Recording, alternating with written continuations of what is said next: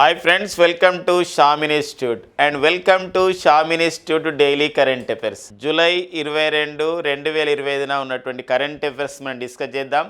So మరి current affairs డిస్కషన్లోకి వెళ్ళడానికన్నా ముందు ఈ రోజు ఉన్నటువంటి కరెంట్ అఫైర్స్ హెడ్లైన్ చూద్దామండి. ఇందులో మొదటి అంశం వచ్చేసి భారత ఉపరాష్ట్రపతిగా పనిచేస్తున్నటువంటి జగదీప్ ధన్కడ్ తన పదవికి రాజీనామా చేయడం జరిగింది. దానికి సంబంధించిన విశేషాలు చూద్దామండి. అంతేకాకుండా తొలి రోజునే అంటే జూలై 21, 2025 పార్లమెంటరీ వర్షాకాల సమావేశాలు ప్రారంభమయ్యాయి. ఈ తొలి రోజునే అంటే జూలై 21న రాజ్యసభ ఆమోదించింది ఒక బిల్లుని. అది ల్యాండింగ్ బిల్. ఇది నావికా దళానికి సంబంధించింది, నౌకాయానానికి సంబంధించింది. రాజ్యసభ ఆమోదించిన ల్యాండింగ్ బిల్ అని చెప్పేసి ఒకటి ఇవ్వడం జరిగింది. దానిపైన చూద్దాం. అండ్ నెక్స్ట్ వచ్చేసి భారత నావికా దళాన్ని మరింతగా బలోపేతం చేసే దృష్టితో మనకి ఈరోజు ఆత్మనిర్భర్ భారత్ అభియాన్లో భాగంగా, మేక్ ఇన్ ఇండియాలో భాగంగా మరో యుద్ధ నౌక మనకి జలంతర్గాముల్ని ధ్వంసం చేసే యుద్ధ నౌక అయినటువంటి ఐఎన్ఎస్ అజయ్ భారత నౌకాదళంలో ప్రవేశపెట్టబడింది. దానికి సంబంధించిన వార్త ఉందండి. ఒక కరెంట్ అఫైర్, భారత నావికా దళంలో చేరినటువంటి ఐఎన్ఎస్ అజయ్ అని చెప్పేసి చేరడం జరిగింది. అండ్ నెక్స్ట్ వచ్చేసి ప్రముఖ రచయిత అన్నవరం దేవేందర్ గారికి శ్రీ దాశరథి కృష్ణమాచార్య అవార్డు 2025ను ఆ విధంగా ప్రకటించడం జరిగిందనమాట. అది నెక్స్ట్ వచ్చేసి జూలై 30, 2025 మరి శ్రీహరికోట నుండి, ఆంధ్రప్రదేశ్లోని తిరుపతి జిల్లా శ్రీహరికోట నుండి సతీష్ ధావన్ స్పేస్ సెంటర్ నుండి భారత్ మరి అమెరికా దేశాలు సంయుక్తంగా అభివృద్ధి పరిచిన వాతావరణ ఉపగ్రహం అదే నిస్సార్ని ప్రయోగించబోతున్నట్లు ఇస్రో ప్రకటించడం జరిగింది. జూలై 30, 2025 నిస్సార్ ప్రయోగం అనే ఒక ప్రధానమైన వార్త ఉంది. దీంతో పాటుగా మరికొన్ని ప్రాంతీయ అంశాలు, మరికొన్ని జాతీయ అంతర్జాతీయ అంశాలు అండ్ క్రీడలు, కొన్ని టోర్నమెంట్స్, అంతేకాకుండా చివరన మనం ఎండ్ ఆఫ్ ది సెషన్లో మనకి అన్ని కాంపిటేటివ్ ఎగ్జామ్స్కి ఉపయోగపడే విధంగా Shamin institute daily news analysis latest జీకేను కరెంట్ అఫైర్స్ని కూడా మనం బుల్లెట్స్ రూపంలో డిస్కస్ చేద్దాం ఫ్రెండ్స్. ఓకేనా? ఇప్పుడు ఒక్కొక్క కరెంట్ అఫైర్ చూద్దామండి.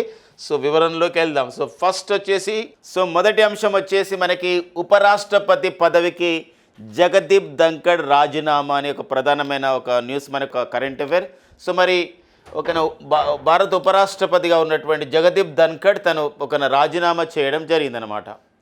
ఇది జూలై 21, నిన్ననే మనకి పార్లమెంటు సమావేశాలు జరిగాయి. జూలై 21, 2025 పార్లమెంటరీ వర్షాకాల సమావేశాలు ప్రారంభం కావడం జరిగింది. అంతేకాకుండా ఈ పార్లమెంటు సమావేశంలోనే మనకి ఈ సందర్భంలో పార్లమెంటు సమావేశం జరిగింది. ఈ సందర్భంగా మనకి ల్యాండింగ్ బిల్ అని చెప్పేసి ల్యాండింగ్ బిల్ అంటే ఇక్కడ మనకి ఈ నౌకా యానానికి సంబంధించినటువంటి నౌకా మార్గాలకు సంబంధించినటువంటి ఈ సరళీకరణం చేయాలి ఈ పత్రాల విషయంలో అని చెప్పేసి చట్టాన్ని ఆమోదించడం జరిగింది రాజ్యసభ. అంతేకాదు మరి ఇలాంటి నేపథ్యంలో మరి జగదీప్ ధన్కడ్ ఈ రాజ్యసభ కార్యకలాపాలు నిర్వహించారు. మనకి భారత ఉపరాష్ట్రపతి అనేవారు ఒక పదవి రీత్యా రాజ్యసభకు చైర్మన్గా ఉంటారు. ఇలాంటి నేపథ్యం అయిన తర్వాత సాయంత్రం తన పదవికి రాజీనామా చేశారు. మరి భారత ఉపరాష్ట్రపతి తన రాజీనామాను ఎవరికి సమర్పిస్తారు అని చెప్పేసి అంటే రాష్ట్రపతికి సమర్పిస్తారండి. ప్రెసిడెంట్ ఆఫ్ ఇండియాకి సమర్పిస్తున్న నేపథ్యం అనమాట. అలా చేయడం జరిగిందనమాట. మరి 2022 ఆగస్టు 11న భారత ఉపరాష్ట్రపతిగా జగదీప్ ధన్కడ్ పదవి బాధ్యతలు స్వీకరించారు. నిన్నటి వరకు వారు 2 సంవత్సరాల 344 రోజుల పాటు భారత ఉపరాష్ట్రపతిగా పనిచేయడం జరిగిందనమాట. నెక్స్ట్ వచ్చేసి రాజ్యాంగంలోని 67 క్లాజ్ ఏ ఆర్టికల్ ప్రకారం తన రాజీనామాని సమర్పించడం జరిగింది భారత రాష్ట్రపతికి. భారత రాష్ట్రపతి ద్రౌపది ముర్ము గారికి జగదీప్ ధన్కడ్ భారత రాష్ట్రపతి ద్రౌపది ముర్ము గారు ఈ రోజున అనగా జూలై 22న ఉపరాష్ట్రపతి చేసినటువంటి జగదీప్ ధన్కడ్ రాజీనామాని ఆమోదించడం జరిగింది, అప్రూవ్ చేయడం జరిగిందనమాట. మరి జగదీప్ ధన్కడ్ యొక్క ప్రత్యేకతలు కొన్ని చూద్దామండి. ఎగ్జామినేషన్ పాయింట్ ట్యాబ్లో ఇతను మన భారత ఉపరాష్ట్రపతిగా ఎన్నో వ్యక్తి అని చెప్పేసి అంటే 14వ vice president, 14th vice president ఎవరంటే మనకి జగదీప్ ధన్కడ్. వీరి యొక్క నేపథ్యాన్ని మనం చూసినట్లే వీరు రాజస్థాన్కి చెందిన వారండి. రాజస్థాన్లో మరి న్యాయవాదిగా, ఒక లాయర్గా తన కెరియర్ని ప్రారంభించి సో మరి రాజకీయ నాయకుడిగా అంచెలంచెలుగా ఎదుగుతూ భారత ఉపరాష్ట్రపతి పదవిని కూడా చేపట్టడం జరిగిందనమాట. ఇంకొక మరికొంత నేపథ్యాన్ని మనం చూసినట్లయితే ఒకటి వివి గిరి అండ్ బైరాన్ సింగ్ షెకావత్ల తర్వాత భారత ఉపరాష్ట్రపతిగా రాజీనామా చేసినటువంటి మూడో వ్యక్తి అనమాట. ఎవరు అని చెప్పేసి అంటే వారు జగదీప్ ధన్కర్. సో మనకి వివి గిరి రాష్ట్రపతి సంబంధించిన ఎన్నికల్లో పార్టిసిపేట్ చేయడానికి అతను రాజీనామా చేయడం జరిగింది. And Byron Singh Shekhawat so రాష్ట్రపతి పదవికి పోటీపడి మరి ఓడిపోయిన నేపథ్యంలో వారు రాజీనామా చేయడం జరిగింది బైరాన్ సింగ్ షెకావత్. ఇక నెక్స్ట్ వచ్చేసి మనకి గతంలో కూడా ఉపరాష్ట్రపతి నుండి రాష్ట్రపతికి ఎదిగిన నేపథ్యంలో రాజీనామాలు చేశారు. ఎవరంటే ఆర్ వెంకట్రామన్, శంకర్ దయాళ్ శర్మ, కేఆర్ నారాయణ గారు. వాళ్ళు ఉపరాష్ట్రపతి నుండి రాష్ట్రపతి అయ్యే క్రమంలో ఉపరాష్ట్రపతి పదవికి రాజీనామా చేశారు. సో వీళ్ళు మాత్రం పదవిలో ఉండగా రాజీనామా చేయడం జరిగిందన్నమాట. ఈ ముగ్గురు ఎవరు? వివి గిరి, బైరాన్ సింగ్ షెకావత్ అండ్ జగదీప్ ధన్కర్. ఇక నెక్స్ట్ వచ్చేసి న్యాయవాద వృత్తిలో ఉన్నటువంటి జగదీప్ ధన్కర్ సో రాజకీయ రంగంలో మరి ఫస్ట్ ఇక్కడ చూసినట్లయితే ఈ రాజస్థాన్లోని జుంజు అనే లోకసభ నుండి పోటీ చేసి జనతాదళ్ పార్టీ నుండి పోటీ చేసి అక్కడ ఒక లోకసభ సభ్యుడిగా ఎన్నిక కావడం జరిగింది. మనకి ఎవరంటే జగదీప్ ధన్కర్. అంతేకాకుండా రాజస్థాన్ రాష్ట్రంలో ఈ జాటు కులం ఏదైతే ఉందో జాటు కమ్యూనిటీకి ఓబీసీ అంటే అదర్ బ్యాక్వర్డ్ క్లాసెస్ ఓబీసీ జాబితాలో చేర్చారు ఈరోజు రాజస్థాన్లోని జాట్లని. అంటే వీరి యొక్క పోరాటం అనేది ఉందన్నమాట. ఎవరండి? సో మన జగదీప్ ధన్కర్ది. అంతేకాకుండా భారత ప్రధానిగా చంద్రశేఖర్ గారు పనిచేస్తున్నప్పుడు సో వారు కేంద్ర పార్లమెంటరీ సహాయ మంత్రిగా జగదీప్ ధన్కర్ పనిచేయడం జరిగింది. మరో విషయం ఏంటి అంటే వారు 2019లో ఒక పశ్చిమ బెంగాల్ గవర్నర్గా నియమితులై కూడా అతను కొనసాగడం జరిగింది ఈ పదవి చేపట్టేంత వరకు కూడా. సో 2019లో పశ్చిమ బెంగాల్ గవర్నర్గా నియమితులై ఈ పదవి చేపట్టేంత వరకు కూడా అతను ఒక గవర్నర్గా పనిచేయడం జరిగింది జగదీప్ ధన్కర్. సో ఆ నేపథ్యాన్ని ఇక్కడ ఇంపార్టెంట్ అండి. ఇది మనకి ఒక వార్తల్లో వ్యక్తిగా ఒక కరెంటు పార్టీ అంశంగా జాతీయ అంశాల పాత్ర అనేది చాలా ఇంపార్టెంట్గా ఈ సంబంధించిన ఉపరాష్ట్రపతి పదవికి రాజీనామా చేయడం అనేది సో మనకి ఒక సంబంధించిన అంశంగా చూసుకోవాలండి. ఓకేనా? నెక్స్ట్ చూద్దామండి. అన్నవరం దేవేందర్కి శ్రీ దాశరథి కృష్ణమాచార్య అవార్డుని ఇవ్వడం జరిగిందండి. అన్నవరం దేవేందర్. సో మరి అన్నవరం దేవేందర్ గారు సో మరి ఎంతో ఒక ఇంపార్టెంట్ అయినటువంటి ఒక రచయిత అన్నవరం దేవేందర్ గారు. సో వీరు సిద్దిపేట జిల్లాకు చెందినవారు. సో కవి, వ్యాసకర్త. సో మరి జూలై 22న ప్రతి సంవత్సరం కూడా మరి దాశరథి కృష్ణమాచార్య జయంతిని జరుపుకుంటారు ఈ రోజే. మరి ఇదే రోజున సో జూలై 22, 2025 వీరికి దాశరథి కృష్ణమాచార్య పేరు పైన తెలంగాణ ప్రభుత్వం ప్రారంభించినటువంటి అవార్డుని ఇవ్వబోతున్నారండి. సో మరి అన్నవరం దేవేందర్ గారు. సో మరి అవార్డుల విషయంలో ఈ పాయింట్ చాలా చాలా ఇంపార్టెంట్. సో మరి జూలై 22 ఇవ్వబోతున్నారు. మరి ఈయన రాసినటువంటి చాలా కవితా సంపుటికలు కానీ పుస్తకాలు కానీ చాలా పాపులర్ అయ్యాయి. ఇందులో మనం చూసినట్లయితే ఇక్కడ తొవ్వ అన్ని తెలంగాణ సంబంధించిన మాండలికంలో వచ్చినటువంటి పదాలు. మా తొవ్వ అంటే ఒక బాట అని ఒక అర్థం వస్తుంది. నడక, మంకమ్మ తోట, లేబర్ అడ్డ. సో మంకమ్మ తోట అని చెప్పేసి ఒక ప్రాంతం ఉంటుందండి మనకి తెలంగాణలోని కరీంనగర్ జిల్లాలో ఉంటుంది. కరీంనగర్లో మరి మంకమ్మ తోట, లేబర్ అడ్డ, బొడ్డుమల్లే చెట్టు, పొద్దు పొడుపు, పొక్కిలి వాకిళ్ళ పులకరింత. చూడండి, పొక్కిలి వాకిళ్ళ పులకరింత. సో ఇది ఈరోజు అందుకే పేపర్లో కూడా ఇచ్చారు. సో తొవ్వలు అంటే ఈ తొవ్వ అనే పదాన్ని కలిపారు ఈ యొక్క కవితా సంపడిని. తొవ్వలో పొక్కిలి వాకిళ్ళ పులకరింత అని చెప్పేసి అన్నవరం దేవేందర్ గారికి అవార్డు ఇవ్వడం జరిగిందనమాట. అంటే ఆయన పుస్తకాలు బువ్వ అంటే ఇక్కడ ఏంటంటే అన్నం అనమాట, రైస్. సో బువ్వకుండ, ఇంటి దీపం, వరి గొలుసులు అంటే వరి కంకి అని చెప్పేసి, గవాయి అండ్ జీవన తాత్పర్యం. ఇవి వీరి యొక్క కవితా సంపుటికలు అంటే ఒక పోయమ్స్ అనమాట, పొయిటికల్ వాల్యూమ్స్ అని చెప్పొచ్చు అనమాట. అండ్ నెక్స్ట్ వచ్చేసి ఆయన రాసినటువంటి పుస్తకాల్లో బాగా ఫేమస్ మరో కోణం, ఊరు దస్తూరి, సంచారం, అంతరంగం లాంటి పుస్తకాలు కూడా రాయడం జరిగింది. ఎవరండి? అన్నవరం దేవేందర్ గారండి. సో మనకి very very important. Telangana exams prepare అయ్యే వాళ్ళతో పాటుగా ఆంధ్రప్రదేశ్ ఎగ్జామ్స్ ప్రిపేర్ అయ్యే వాళ్ళు కూడా ఈ విషయాన్ని నేర్చుకోవాల్సిన అవసరం ఉంటుంది. ఎందుకోసం అంటే దాశరథి కృష్ణమాచార్య ఒక కవి, ఒక రచయిత. మరి అంతేకాకుండా వీరు దాశరథి కృష్ణమాచార్య అనే మాటలు నా తెలంగాణ కోటి రతనాల వీణ అన్నది ఎవరు అని చెప్పేసి అంటే శ్రీ దాశరథి కృష్ణమాచార్య గారండి. సో మరి ఎవరికి ఇచ్చారు? అన్నవరం దేవేందర్ గారికి ఇచ్చారనే ఒక సంబంధించినటువంటి అంశాన్ని ఆంధ్రప్రదేశ్ ఎగ్జామ్ ప్రిపేర్ అయ్యే వాళ్ళు తెలుసుకుంటే, తెలంగాణ ఎగ్జామ్స్ ప్రిపేర్ అయ్యే వాళ్ళైతే సో మరి దాశరథి కృష్ణమాచార్య అవార్డు పొందిన అన్నవరం దేవేందర్ గారికి సో ఆయన రచనల పైన కూడా పట్టు ఉండాలి. ఆ రచనలు, ఆ కవితా సంపుటికలు, ఆయన పుస్తకాల పైన కూడా తెలుసుకోవాల్సిన అవసరం ఉంటుందన్నమాట. ఓకేనా? నెక్స్ట్ చూద్దాం.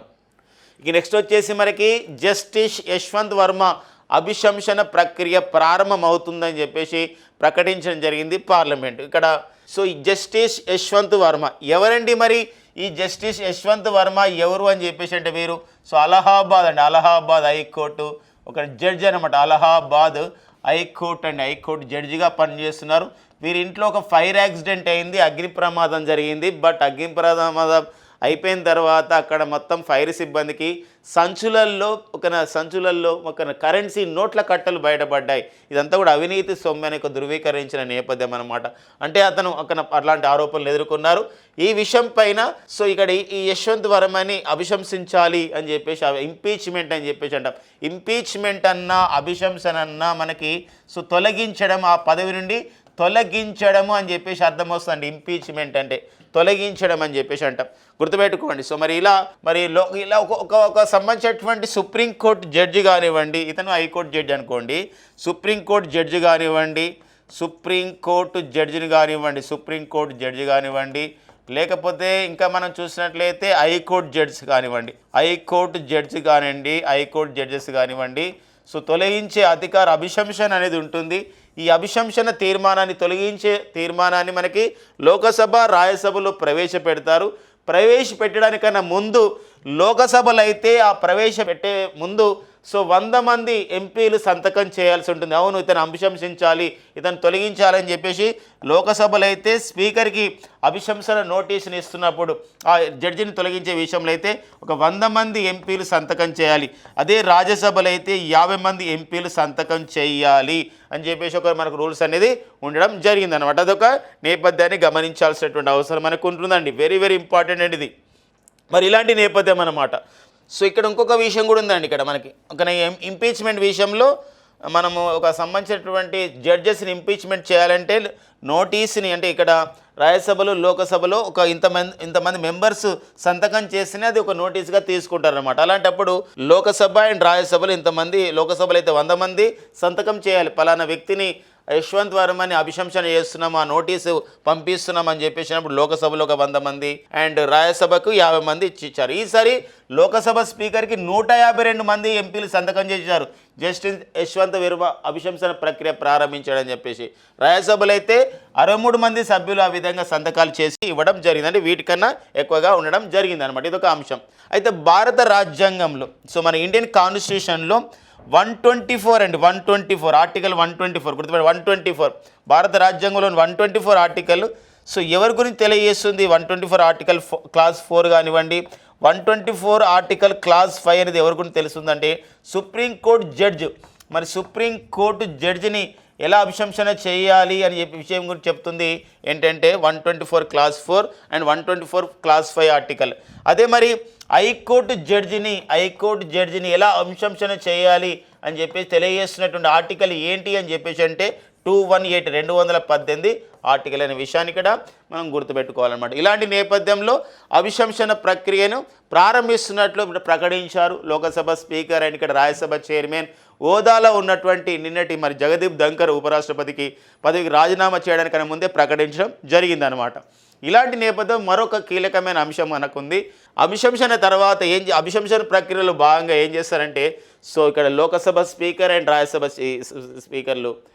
చైర్మన్ కలిసి ఒక సంబంధించిన కమిటీని ఏర్పాటు చేశారు. త్వరలో ఒక కమిటీని ఏర్పాటు చేసే అంశం ఉంటుంది. ఈ కమిటీలో ఎవరు ఉంటారంటే హైకోర్టు న్యాయమూర్తి ఒకరు ఉంటారు, హైకోర్టు జడ్జ్ అండ్ ఏదైనా మన దేశంలో ఒక రాష్ట్ర హైకోర్టు ప్రధాన న్యాయమూర్తి, ఒక న్యాయ నిపుణుడు ఉంటారు అనమాట, ఒక లా ఎక్స్పర్ట్ ఉంటారు. ఈ ముగ్గురు నేతృత్వంలో ఒక కమిటీని ఏర్పాటు చేయడం జరుగుతుంది. సో ఇది అభిశంసన ప్రక్రియలో ఒక భాగం అనమాట. ముగ్గురు నేతృత్వం ఎవరా ముగ్గురు? ఒకరు వచ్చేసి జడ్జ్ ఇన్ సుప్రీంకోర్టులో ఒక జడ్జ్ అండ్ ఇంకొకరు ఎవరు హైకోర్టు చీఫ్ జస్టిస్, ఒక రాష్ట్ర హైకోర్టు ప్రధాన న్యాయమూర్తి, మరొకరు ఎవరంటే ఒక లా ఎక్స్పర్ట్. సో ఈ ముగ్గురిని కమిటీ వీరిపైన అధ్యయనం చేస్తుంది. అధ్యయనం చేసి ఈ ముగ్గురు సభ్యుల కమిటీ ఈ యొక్క సంబంధించినటువంటి ఈ యొక్క రిపోర్ట్ని నివేదికని సో లోకసభ స్పీకర్కి రాజ్యసభకి చైర్మన్కి అందిస్తుంది.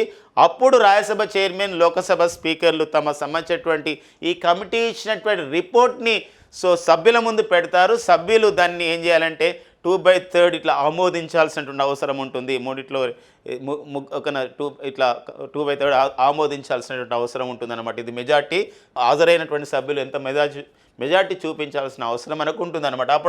అప్పుడు ఏమవుతుందంటే సో ఆ నివేదికను ఆ సభ్యులు ఎవరైతే ఆ సంబంధించినటువంటి మెజార్టీలో పాల్గొన్నారో ఆ రిపోర్ట్ని ఓకేనా ఏం చేయాలంటే మళ్ళీ సంబంధించినటువంటి రాష్ట్రపతికి ఇస్తారు. రాష్ట్రపతి ఏం చేస్తారంటే అభిశంసన రీతిని తొలగిస్తారన్నమాట. ఇది మొత్తం కూడా జరుగుతుంది ప్రక్రియ. కానీ ఇంతవరకు కూడా సో మన భారతదేశంలో ఏ జడ్జిని కూడా అంటే అభిశంసన ప్రక్రియ స్టార్ట్ అయింది అంటే లోకసభలో రాజ్యసభలో అభిశంసన ప్రక్రియ స్టార్ట్ అయింది, ఇంపీచ్మెంట్ అతని పైన. కానీ ఏంటంటే అభిశంసన కన్నా ముందే కొందరు రాజీనామా చేశారు వాళ్ళ తప్పును ఒప్పుకొని. తద్వారా ఏంటంటే అభిశంసనకు గురి కాలేదన్నమాట.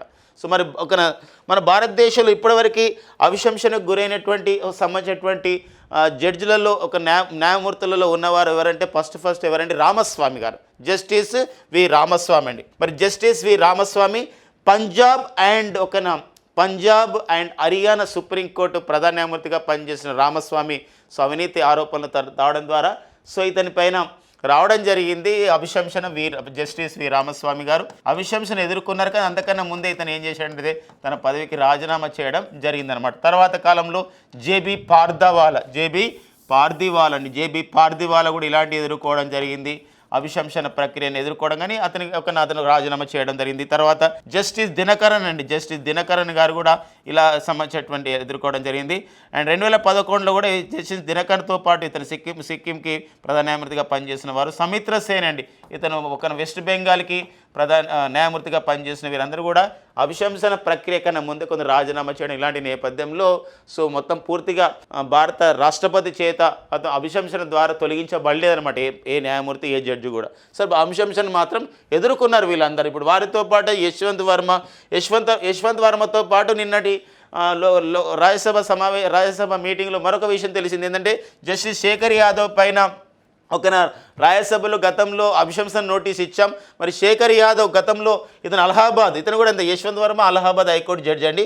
శేఖర్ యాదవ్ గారు కూడా అలహాబాద్ హైకోర్టులో ఒక జడ్జిగా ఉన్నారు. అయితే విశ్వ హిందూ పరిషత్తులో కొన్ని కామెంట్ చేశాడు కాబట్టి ఇతను ఈ పదవిలో ఉండడానికి వీల్లేదు అని చెప్పేసి ఒక విశ్వ హిందూ సమావేశంలో మాట్లాడడం జరిగిందని చెప్పేసి అభిశంసన నోటీస్ ఇస్తే దీనిపైన 55 మంది సంతకం చేశారు డిసెంబర్ 2024లో రాజ్యసభ చైర్మన్కి ఇచ్చినటువంటి నోటీసులో. కానీ ఇక్కడ ఏమైందంటే ఈ 55లో ఇద్దరు ఒకే వ్యక్తి 2 సార్లు సంతకం చేశారు. ఒకటి ఫోర్జరీ సంతకంగా ఉంది కాబట్టి సో ఇలాంటి ఉన్న నోటీస్ తీసుకోలేము, తిరస్కరిస్తున్నట్లు రాజ్యసభ చైర్మన్ ప్రకటించడం జరిగింది అనమాట. ఇది మనకు ఒక అంశంగా మనకు ఉంది. మొత్తం ఇది జస్టిస్ యశ్వంత్ వర్మ అభిశంసన ప్రక్రియ విషయంలో సో ఒక ప్రారంభం జరిగిందని చెప్పేసి ఉందన్నమాట. ఇది ఒక కరెంటు పాలిటీ అంశంగా, ఒక వార్తల్లో వ్యక్తిగా, ఒక జాతీయ అంశంగా మనం చూసుకోవాల్సిన అవసరం ఉందన్నమాట. ఓకేనండి, నెక్స్ట్ చూద్దాం. ఇక నెక్స్ట్ వచ్చేసి మనకి రాజ్యసభ ఆమోదించిన ల్యాడింగ్ బిల్ అండి. ల్యాడింగ్ ఇంగ్లీష్లో రాసిన ల్యాడింగ్ బిల్ అండి. ఏంటి ల్యాడింగ్ బిల్ అనేది ఏంటి అంటే సో ఇది మనకి నౌకాయాన పత్రాలను సరళతరం చేస్తుంది. ఎక్స్పోర్ట్స్ అండ్ ఇంపోర్ట్స్ విషయంలో ఏమైనా నౌకలు ఒక సంబంధించినటువంటి సీపోర్ట్ దగ్గరికి వచ్చినప్పుడు అక్కడ ఉన్నటువంటి ఒక డాక్యుమెంటేషన్ని సింప్లిఫికేషన్ చేయడం, సరళతరం చేయడం అనే ప్రధానమైన ఉద్దేశమే ఈ ల్యాండింగ్ బిల్ అన్నమాట. మరొక విషయం ఏంటంటే ఈ చట్టం అనేది గతంలో 1856 సంవత్సరంలో వచ్చినటువంటి చట్టం ఇలాంటిది సంబంధించినటువంటి నౌకాయాన విషయంలో. మరి 19 వరకున సుమారు 169 సంవత్సరాల కింద వచ్చినటువంటి ఈ చట్టము ఇప్పుడు మనకి మారుతున్న సామాజిక ఆర్థిక కారణాల నేపథ్యంలో ఖచ్చితంగా చట్టాల్లో మార్పులు రావాలి. అందుకే ఇటీవల కాలంలో మనం జన విశ్వాస్ అనే బిల్లును కూడా తీసుకొస్తున్నాం కదండి, దానిలో భాగంగానే ఇవన్నీ చేయడం జరుగుతుంది. ఈ చట్టాన్ని ఇప్పుడు ఏం చేశారంటే కొత్త చట్టాన్ని ఆమోదించడం జరిగిందనమాట. నౌకాయాన పత్రాలను సరళతరం చేసే ఉద్దేశంతో ఇప్పుడు జూలై 21, 2025 ల్యాండింగ్ బిల్ని రాజ్యసభ ఆమోదించింది. మరి మార్చి 2025 లోకసభ ఆమోదించింది. తర్వాత ప్రెసిడెంట్ ఆఫ్ ఇండియా భారత రాష్ట్రపతి దగ్గర తీసుకెళ్తారు ఈ బిల్లుని.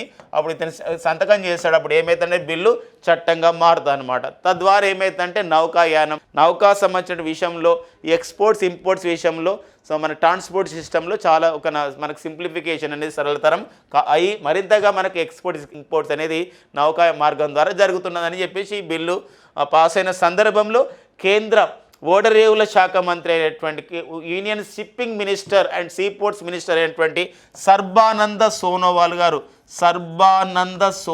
గారు సో ప్రకటించడం జరిగిందండి. సో వెరీ వెరీ ఇంపార్టెంట్ సంబంధించినటువంటి అంశం ఇది. రాజ్యసభ ఆమోదించినటువంటి ల్యాండింగ్ బిల్. సో మరి రాజ్యసభ చైర్మన్గా ఉన్నటువంటి సో మరి అప్పుడు జగదీప్ ధంకర్ పాస్ చేసినటువంటి చివరి బిల్గా మనం చెప్పుకోవచ్చు అనమాట ఒక రాజ్యసభ చైర్మన్ హోదాలో.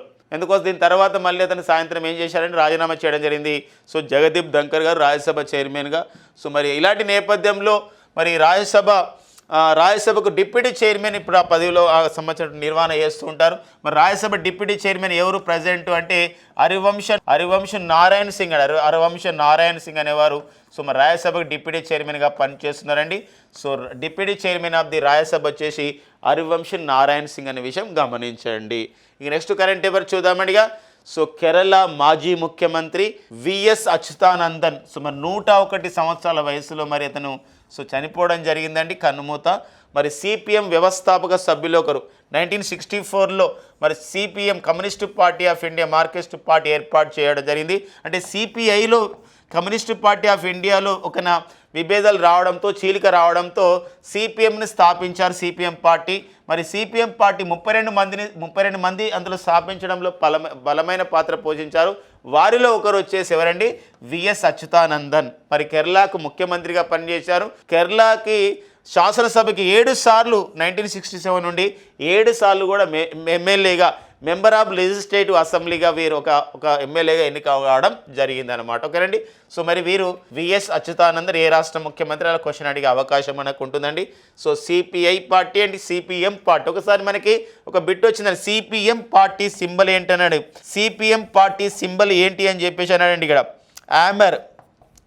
ఆమర్ అండ్ సికిల్ అండి, అంటే సుత్తి కొడవలి sickle, armour and sickle and A star ఉంటుందండి, ఇంకోటి అండ్ స్టార్ అనమాట. సో ఆమర్ ఒకటి ఉంటుంది, సికెల్ ఉంటుందండి, సికెల్ అండ్ ఇంకోటి ఏంటంటే ఒకటి స్టార్, ఏ స్టార్ అని చెప్పేసి అంటే ఒక స్టార్ ఉంటుంది అనమాట. అంటే కంకి కొడవలి అండ్ ఒక నక్షత్రం ఉంటుంది. సిపిఎం పార్టీ ఓన్లీ కంకి కొడవలి మాత్రమే ఉంటుంది ఇక్కడ ఏంటంటే. సో అది సిపిఐ పార్టీ అనమాట. ఈ క్వశ్చన్ మనకు ఆడడం జరిగింది అనమాట. ఓకేనండి. సో ఇది మన కేరళ గురించి. మరి కేరళ ప్రజెంట్ సీఎం ఎవరంటే పినరాయి విజయన్ గారు ప్రజెంట్ కేరళ ముఖ్యమంత్రి వచ్చేసి పినరాయి విజయన్. సో పినరాయి విజయన్ అనేవారు కేరళ ముఖ్యమంత్రి. సో మరి కాంగ్రెస్ పార్టీ చెందినవారు. మరి అంతేకాకుండా ముఖ్యమంత్రి పినరాయి విజయన్ అయితే కేరళ గవర్నర్ ఎవరు అని చెప్పేసి అంటే ద ప్రజెంట్ గవర్నర్ వచ్చేసి ఒక విశ్వనాథ్ అర్లేకర్, రాజేంద్ర విశ్వనాథ్ అర్లేకర్ అండి, రాజేంద్ర విశ్వనాథ్ అర్లేకర్. సో వీరు ఒక కేరళకి ప్రజెంట్ గవర్నర్గా పనిచేస్తున్నారు అనమాట. ఓకేనండి. నెక్స్ట్ చూద్దాం. సో నెక్స్ట్ వచ్చేసి మనకి గత కొన్ని రోజులు కూడా డిస్కస్ చేస్తున్నాం. జూలై నెలలోనే భారత్ మరియు అమెరికా దేశాలు, భారతదేశానికి సంబంధించిన ఇస్రో అండ్ అమెరికా దేశానికి చెందినటువంటి అంతరిక్ష పరిశోధన సంస్థ నాసాలు సంయుక్తంగా అభివృద్ధి చేసినటువంటి వాతావరణ ఉపగ్రహము నిసార్ని జూలై నెలలో ప్రయోగిస్తామని చెప్పేసి గతంలో ఎన్నోసార్లు ప్రకటించడం జరిగింది. ఫైనల్గా ఒక డేట్ను ఫిక్స్ చేయడం జరిగింది. వాతావరణాన్ని మొత్తం అధ్యయనం చేసిన ఇస్రో ఆ యొక్క ఉపగ్రహ ప్రయోగానికి జూలై 30, 2025 నిసార్ ప్రయోగం చేయబోతున్నట్లు ఇస్రో అధికారికంగా ప్రకటించింది.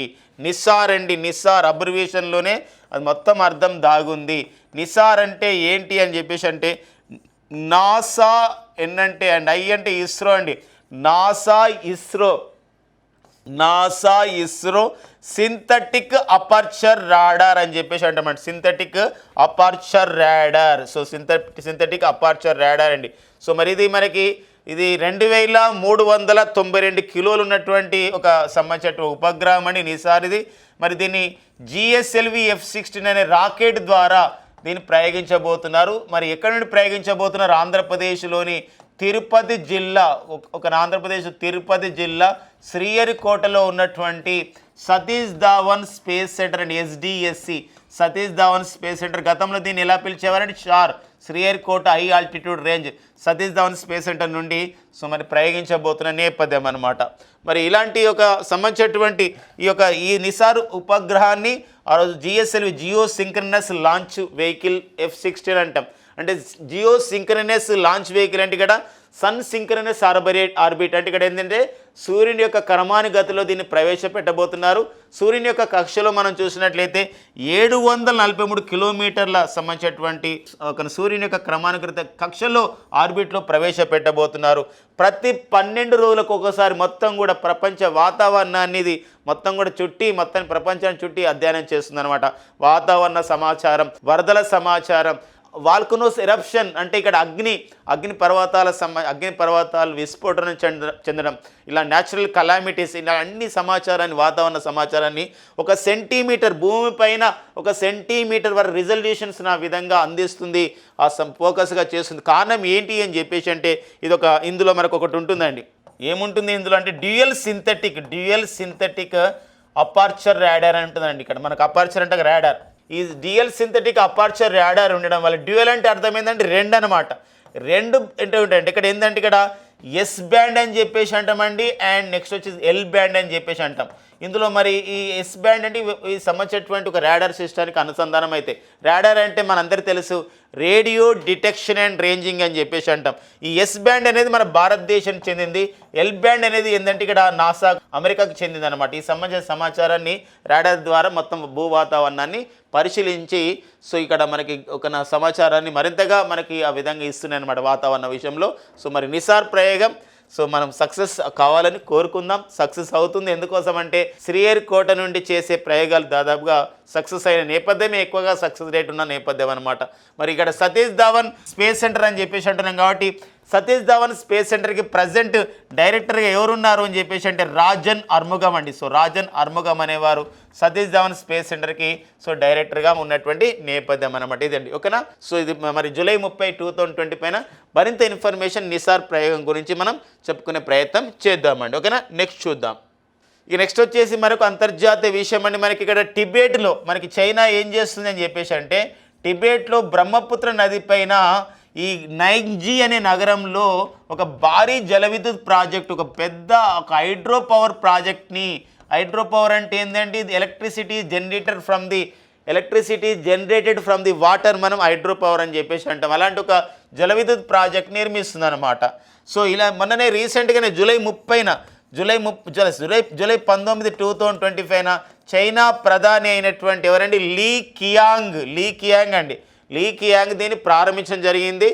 మన భారతదేశం చాలా ప్రపంచవ్యాప్తంగా దీన్ని ఒక వాటర్ బాంబుగా పిలుస్తున్నారు. ఎందుకోసం అంటే దీనికి ఏదైతే ఇప్పుడు దీని యొక్క లక్ష్యం ఏంటంటే 300 బిలియన్ కిలోవాట్ల జల విద్యుత్ ఉత్పత్తి చేయడం దీని లక్ష్యం. అంతేకాకుండా పెద్ద డ్యామ్ కడుతురు కాబట్టి ఒక్కోసారి ఇది మన అరుణాచల్ ప్రదేశ్ దగ్గర ఈ ఒక వంపు దగ్గర మన భారత్లో ప్రవేశించడానికి కొద్ది దూరంలోనే టిబెట్లోనే ఈ పెద్ద ప్రాజెక్టు కడుతున్నారు. ఒకవేళ భారత్ చైనా మధ్య ఉద్రిక్త పరిస్థితులు వస్తే ఈ ఆనకట్టలో నిల్చున్నటువంటి వాటర్ను ఒకటేసారి వదిలితే ఇది ఒక బాంబుగా తయారై మన భారతదేశంలో అరుణాచల్ ప్రదేశ్ అండ్ అస్సాం లాంటి ప్రాంతాలు జలమయం అవకాశాలు ఉన్నాయి అని చెప్పేసి ఉంది. అందుకే దీని ఒక వాటర్ బాంబుగా అభివర్ణిస్తున్నారు. ఇటీవల కాలంలో మన భారత విదేశాంగ మంత్రి సుబ్రహ్మణ్యం జైశంకర్ గారు కూడా దీనిపైన ఇటీవల కాలంలో చైనా పర్యటనలో ఎందుకు చైనాలో విదేశాంగ మంత్రుల సమావేశం జరిగింది, షాంఘై కోఆపరేషన్ సమావేశం జరిగినప్పుడు ఈ అంశం పైన చైనా విదేశాంగ మంత్రి అయినటువంటి వాంగ్ యీ అండి, చైనా విదేశాంగ మంత్రితో వాంగ్ యీతో కూడా చర్చలు జరిపి ఒక ఒప్పందం మనం చేసుకుందాం ఈ బ్రహ్మపుత్ర నది జలాలపైన అని చెప్పి చెప్పడం జరిగింది. మరి ఆ నేపథ్యంలో ఇదైతే మనకు వార్తల్లో ఉందండి.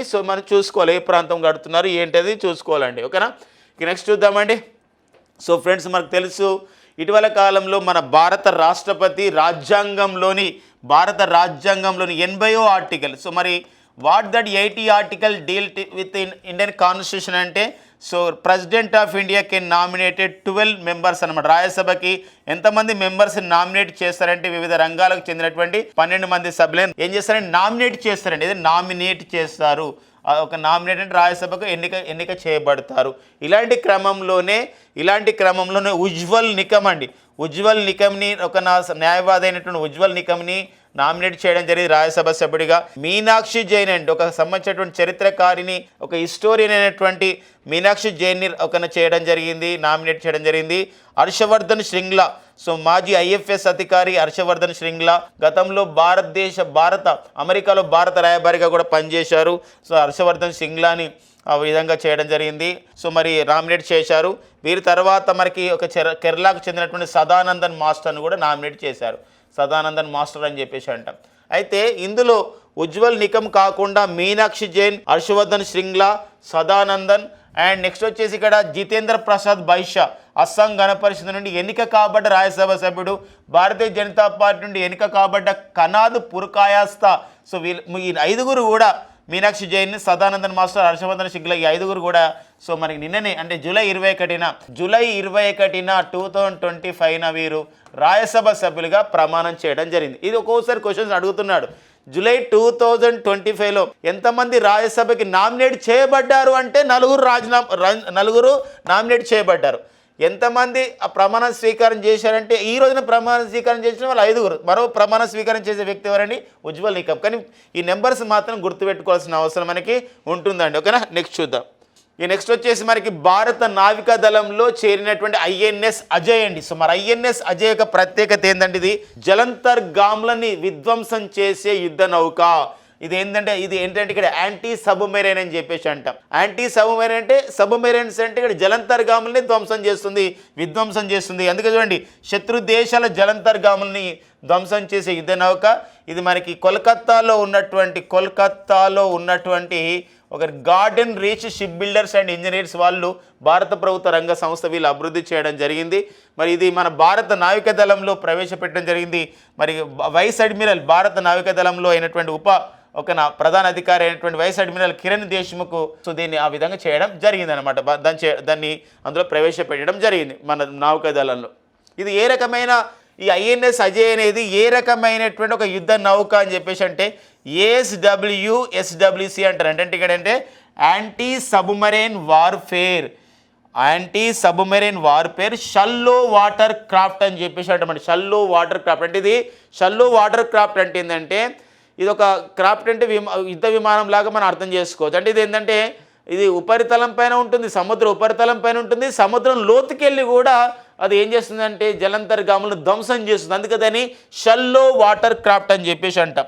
యాక్చువల్గా చూడండి, ఇది మనకి ఐఎన్ఎస్ సంబంధించినటువంటి అజయ్ అండి. యాక్చువల్గా మొత్తం కూడా ఈ ఐఎన్ఎస్ అజయ్ అంటే ఈ తరగతిలో ఈ సంబంధించినటువంటి anti submarine warfare shallow water craft లేకపోతే శత్రు దేశాల జలంతర్గాములను ధ్వంసం చేసే యుద్ధ నౌకలలో ఇది ఎన్నో యుద్ధ నౌక మన భారత స్వదేశంగా అభివృద్ధి చేసుకుంటుందంటే 8వ యుద్ధ నౌక.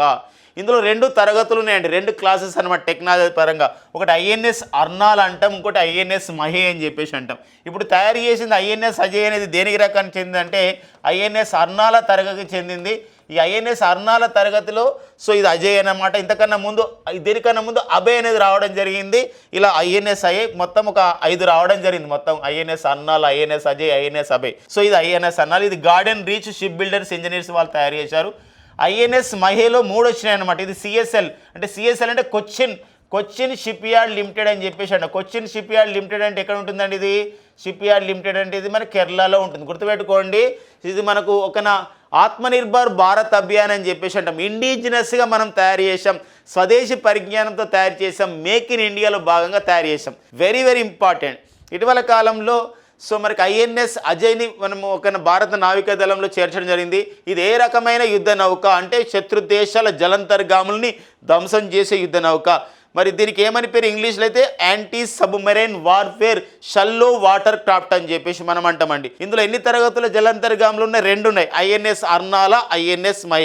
మరి అజయ్ అనేది దేనికి చెందింది? ఐఎన్ఎస్ అజయ్ ఐఎన్ఎస్ అర్నాలకు చెందండి. ఇది ఒక ఇంపార్టెంట్గా ఈ సమాచారం ప్రతిదీ ఇంపార్టెంట్గా చూసుకోవాల్సిన అవసరం మనకు ఉంటుందండి. ఇక నెక్స్ట్ వచ్చేసి మనకి సో మరొక సంబంధించిన విషయం అండి. ఇక మరొక సంబంధించిన విషయం మనకు ఉంది. సో ఒక ప్రాంతీయ అంశం అండి. సో మరి నిన్ననే జూలై 21, 2025 సో ఆంధ్రప్రదేశ్ రాష్ట్ర ముఖ్యమంత్రి చంద్రబాబు నాయుడు గారు ఒక ప్రకటన చేశారు, ఒక డిక్లరేషన్ విడుదల చేశారు. అమరావతి గ్రీన్ హైడ్రోజన్ వ్యాలీ, ఇది అమరావతి డిక్లరేషన్ అని చెప్పడం జరిగింది. అంటే అమరావతిలో ఒక గ్రీన్ హైడ్రోజన్ వ్యాలీ అంటే హైడ్రోజన్ ఉత్పత్తికి సంబంధించినటువంటి కొన్ని ఈ యొక్క ఎలక్ట్రోలైజర్ని అభివృద్ధి చేస్తాము. అంతేకాకుండా 2029 నాటికి 1.5 మిలియన్ల మెట్రిక్ టన్నుల గ్రీన్ హైడ్రోజన్ని హరిత హైడ్రోజన్ లక్ష్యంగా తయారు చేస్తాము అని ఒక ప్రధానమైన వార్తను ఆ విధంగా ఇవ్వడం జరిగింది. అంతేకాకుండా మరొక విషయం చూసినట్లయితే ఇక్కడ హైడ్రోజన్ గ్యాస్ కిలో ప్రస్తుతం 460 రూపాయలు ఉంది. రానున్న రోజుల్లో ఈ గ్రీన్ హైడ్రోజన్ వ్యాలీ ఏర్పాటు చేయడం ద్వారా ఈ కిలో హైడ్రోజన్ 120 రూపాయలకు తగ్గిస్తామని చెప్పేసి కూడా అంత ఆ విధంగా ఉత్పత్తి చేస్తామని చెప్పేసి ప్రకటన యొక్క సారాంశం అన్నమాట. ఇది మనకి డిక్లరేషన్ విషయంలో చాలా చాలా ఇంపార్టెంట్. ఈ మధ్య కాలం కూడా అమరావతిలో క్వాంటమ్ వ్యాలీని ఏర్పాటు చేస్తాము, క్వాంటమ్ సాంకేతికత ఏర్పాటు చేస్తాము అని చెప్పేసి ఒక సంబంధించినటువంటి డిక్లరేషన్ కూడా ఇవ్వడం జరిగింది. అంతేకాదు ఈ క్వాంటమ్ కంప్యూటింగ్ విషయంలో అధ్యయనం చేసే విషయంతో క్వాంటమ్ వ్యాలీని చూసుకునే బాధ్యతని మరి సీనియర్ ఐఏఎస్ అధికారి అయినటువంటి రొనాల్డ్ రాసు కూడా ఇవ్వడం జరిగిన నేపథ్యాన్ని మనం డిస్కస్ చేసామండి. ఇక నెక్స్ట్ వచ్చేసి మనకి స్పోర్ట్స్ అప్డేట్లలో మనకు ఉందండి అంతర్జాతీయ చెస్ సమాఖ్య అంటామండి. ఏదండి ఫైడ్ అని చెప్పేసి అంటాం. ఈ అంతర్జాతీయ చెస్ సమాఖ్య 1924 జూలై 20న ఇది లౌసా అనే స్విట్జర్లాండ్లో లౌసా అనే కేంద్రంగా ఏర్పాటు చేయబడింది. మరి ఇక్కడ ఏర్పాటు చేయబడింది. మరి ఈ సంస్థ మరి చెస్ వరల్డ్ కప్ 2025ని అక్టోబర్ 30 నుండి నవంబర్ 27, 2025లో ఎక్కడ నిర్వహిస్తున్నాం అని చెప్పేసి అంటే మన భారత్ నిర్వహించబోతుందని అధికారిక వెబ్సైట్లో ప్రకటించడం జరిగిందనమాట. గతంలో 2002లో కూడా మన భారత్ నిర్వహించిన విషయం గమనించిన గతంలో చివరిసారిగా మళ్ళీ ఇప్పుడు 2025 నిర్వహిస్తున్నాం. మొన్ననే జూలై 20 మనం ప్రపంచ చెస్ దినోత్సవం జరుపుకున్నాం. ప్రపంచ చెస్ దినోత్సవానికి ఇతివృత్తం వచ్చేసి ఎవ్రీ మూవ్ కౌంట్స్ అని చెప్పేసి ఒక ఇతివృత్తంతో కూడా నిర్వహించుకోవడం జరిగింది. అది కూడా డిస్కస్ చేసుకోవడం జరిగింది అనమాట. ఇది మనకి టోర్నమెంట్స్ నిర్వహిస్తున్నప్పుడు ఎక్కడ నిర్వహిస్తున్నారు, ఒకవేళ మస్కట్ ప్రకటిస్తే ఆ మస్కట్ కూడా మనం తెలుసుకోవాల్సినటువంటి అవసరం మనకు ఉంటుందన్నమాట. వెరీ రీసెంట్గా మన భారతదేశంలో 87వ భారత చెస్ గ్రాండ్ మాస్టర్గా ఎవరు ప్రకటించబడ్డారని చెప్పేసి అంటే హరికృష్ణన్ అండి. హరికృష్ణన్ ప్రకటించబడ్డారనే విషయాన్ని గమనించండి. 86వ భారత చెస్ గ్రాండ్ మాస్టర్గా ఎవరు ప్రకటించబడ్డారు ఇటీవలంటే ఎల్ఆర్ శ్రీహరి గారు ప్రకటించబడ్డారు. అండ్ 85వ భారత చెస్ గ్రాండ్ మాస్టర్గా ఎవరండి వారే శ్యామ్ నికల్ అండి. ఎవరండి శ్యామ్ నికల్ గారు ప్రకటించింది సంస్థలు అనమాట ఈ అంతర్జాతీయ చెస్ సమాఖ్య. ఓకేనండి. ఇంకా మరొక అప్డేట్ ఉందండి స్పోర్ట్స్లో. ఏంటో అప్డేట్ అంటే పోర్చుగల్ దేశంలో ఒక సంబంధించినటువంటి లాంగ్ జంప్ టోర్నమెంట్ జరుగుతున్నాయి. ఇందులో మన భారత లాంగ్ జంపర్ అయినటువంటి మురళీ శ్రీశంకర్కి గోల్డ్ మెడల్ రావడం జరిగింది. ఇతను లాంగ్ జంప్లో ఎంత లాంగ్ జంప్ చేశాడు చూడండి. 7.75 మీటర్స్ లాంగ్ జంప్ చేసి ఘనతను సాధించాడు. ఒక్కోసారి అడగవచ్చు మురళీ శ్రీశంకర్ ఏ క్రీడాకారుడు అంటే లాంగ్ జంపర్. ఎక్కడ జరిగిన టోర్నమెంట్ ఇది ఒక ఇంపార్టెంట్ అండి. దీని తర్వాత నెక్స్ట్ వచ్చేసి మనకి మరికొన్ని అంశాలు ఉన్నాయండి. సో మనకి డైలీ కరెంట్ అఫైర్స్ ఓకేనా ముగించడానికన్నా ముందు మరి డైలీ కరెంట్ అఫైర్స్లో కవర్ కానివి ఇంపార్టెంట్ అనిపించినవి కొన్ని లేటెస్ట్ జీకే అనే పేరుతో, స్టాక్ జీకే కాదండి ఇది, లేటెస్ట్ జీకే పేరుతో అండ్ నెక్స్ట్ వచ్చేసి ప్రెస్ ఇన్ఫర్మేషన్ బ్యూరో కానీ ఇవన్నీ చిన్న చిన్న కవర్ కానీ అన్ని విషయాలను ఇందులో కవర్ చేసే ప్రయత్నం చేస్తున్నాం. ఇందులో మొదటి అంశం చూద్దామండి. Sham's DNA daily news analysis అనే పేరుతో ఒక బుల్లెట్స్ని మీకు అందిస్తున్నామండి. ఇందులో ఇటీవల వార్తల్లో ఉన్న గోతియా కప్ ఏ క్రీడకు చెందిందన్నాడు. స్వీడన్లో జరిగిందండి ఈ గోతియా కప్. మరి గోతియా కప్లో మనం రన్నరప్గా నిలిచాం. ఈ గోతియా కప్ ఏ క్రీడకు చెందింది అని చెప్పేసి అంటే ఫుట్బాల్ అండి. ఫుట్బాల్ వెరీ వెరీ ఇంపార్టెంట్ అండి గోతియా కప్. అండ్ ఆది షా పత్ అనే కార్యక్రమం ఏ కేంద్ర మంత్రిత్వ శాఖకు సంబంధించిందంటే ministry of the tribal affairs, కేంద్ర గిరిజన వ్యవహారాల మంత్రిత్వ శాఖకు సంబంధించిందే ఆది షా పత్ అని చెప్పి ఆదివాసులు ఆదిని గుర్తుపెట్టుకోండి. భారత ప్రభుత్వం index of the 8 core industries ఉత్పత్తులను చెప్తూ ఉందంటే ప్రతి 1 మంత్కి ఒకసారి మన భారతదేశంలో 8 పరిశ్రమల యొక్క అభివృద్ధి ఎలా ఉందని చెప్పేసి మన కేంద్ర పరిశ్రమలు వాణిజ్య శాఖ ఒక నివేదిక ఇస్తుంది మన ప్రెస్ ఇన్ఫర్మేషన్ బ్యూరోలో. దానికి సంబంధించిన సమాచారం తీసుకోవడం జరిగింది. 8 కోర్ ఇండస్ట్రీస్ అంటే 8 ముఖ్యమైన పరిశ్రమలు అంటున్నాడు. ఆ ఉత్పత్తులు ఏవి అని చెప్పేసి మనం అడిగితే ఒకటి కోల్ అండి, బొగ్గు, క్రూడ్ ఆయిల్, ముడి చమురు, న్యాచురల్ గ్యాస్, మనకి ఒక సహజ వాయువు, పెట్రోలియం రిఫైనరీ ప్రొడక్ట్స్, పెట్రోలియం ఉత్పత్తులు అండ్ ఫెర్టిలైజర్స్ ఎరువులు and steel and cement and electricity. ఈ 8 వాటిని మనం ఏమంటామంటే 8 కోర్ ఇండస్ట్రీగా పిలుస్తాం, గుర్తుపెట్టుకోండి. అండ్ బీమా సఖి స్కీమ్ని ఏ రోజున ప్రారంభించారు? డిసెంబర్ 9, 2024 ప్రారంభించారు. ఈ బీమా సఖిని ఎల్ఐసి ప్రధానంగా ప్రారంభించింది. ఇందులో ఉద్దేశం ఏంటంటే గ్రామీణ ప్రాంతంలో మహిళలని ఒక ఎల్ఐసి ఏజెంట్గా చేయడం అనే ప్రధానమైన ఉద్దేశం ఉంటుంది. ఎందుకు ఇప్పుడు వార్తల్లో ఉందంటే 2 లక్షల మంది మన భారతదేశంలో మహిళలు, గ్రామీణ ప్రాంతంలో మహిళలు ఎల్ఐసి ఏజెంట్గా చేరే కార్యక్రమంలో చేరారు బీమా సఖి స్కీమ్లని వార్త ఉందన్నమాట. అండ్ నెక్స్ట్ వచ్చేసి ఒక వరల్డ్ సమితాంది ఇన్ఫర్మేషన్ సొసైటీ సదస్సు మనకి స్వీడన్లో జరిగింది. ఈ కార్యక్రమంలో మనకి 2025 సంవత్సరానికి సంబంధించినటువంటి ఈ యొక్క WSIS ప్రైజ్ అని ఎవరికి ఇచ్చారంటే మన భారత ప్రభుత్వం అమలు చేస్తున్నటువంటి మేరీ పంచాయత్ అనే యాప్కి ఇన్ఫర్మేషన్ సొసైటీకి అవార్డు అనేది రావడం జరిగింది. వెరీ వెరీ ఇంపార్టెంట్ అండి. ఈ మేరీ పంచాయతీ యాప్లో దేశంలో ఉన్నటువంటి గ్రామ పంచాయతీ సభ్యులందరూ ఇందులో యాప్ని యూజ్ చేసుకొని ఆ గవర్నెన్స్ గురించి మనం తెలుసుకోవడానికి అవకాశం ఉంటుందన్నమాట. ఇంకొక విషయం అండిగా, ప్రపంచ ఆరోగ్య సంస్థ చేత ట్రకోమా రహిత దేశంగా, ట్రకోమా అంటే కంటికి వచ్చే ఒక వ్యాధి, ఈ ట్రకోమా రహిత దేశంగా ప్రకటించబడ్డ దేశం ఏదంటే సెనిగల్ అండి. సెనిగల్ దేశ రాజధాని డాకర్. ప్రపంచ ఆరోగ్య సంస్థ చేత ట్రకోమా రహిత దేశంగా ప్రకటించబడ్డ 26వ దేశం ఏదంటే సెనిగల్ దేశం. మనం గతంలో డిస్కస్ చేసాం. ప్రపంచ ఆరోగ్య సంస్థ చేత మలేరియా రహిత దేశంగా ప్రకటించబడ్డ సురినామ్ ఎన్నో దేశం ఒకసారి కామెంట్ చేయండి కామెంట్ బాక్స్లో. సో మరి ఇది మనకి ఈరోజు మనకి జూలై 22, 2025 ఉన్నటువంటి ప్రాంతీయ, జాతీయ, అంతర్జాతీయ ప్రాముఖ్యత గల అన్ని అంశాలని దాదాపుగా అన్ని డిస్కస్ చేసుకోవడం జరిగింది. సో ఖచ్చితంగా ఇవి మీ ఎగ్జామ్స్కి, మీ పోటీ పరీక్షలకి, మన జాబ్ నోటిఫికేషన్స్ సంబంధించినటువంటి ఎగ్జామ్స్ ఖచ్చితంగా ఉపయోగపడతాయి. వీటిని మంచిగా నోట్స్ రాసుకుంటూ మీ ప్రిపరేషన్ మరింత వేగవంతం చేసుకొని, సులభతరం చేసుకొని రానున్నటువంటి పోటీ పరీక్షల విజేతలుగా నిలవాలని కోరుకుంటున్నాం.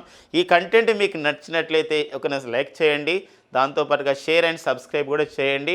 అంతేకాకుండా ఈ వీడియో ఇంకా నలుగురికి ఉపయోగపడాలని అన్నప్పుడు మనకి యూట్యూబ్లో ఒక కామెంట్ బాక్స్ పైన మనకు ఐప్ అనేది ఇస్తున్నారు, దాన్ని ప్రెస్ చేయడం ద్వారా సో మరింత మందికి ఇది షేర్ అవుతుంది అనమాట కొన్ని పాయింట్లు వచ్చి. ఓకేనండి.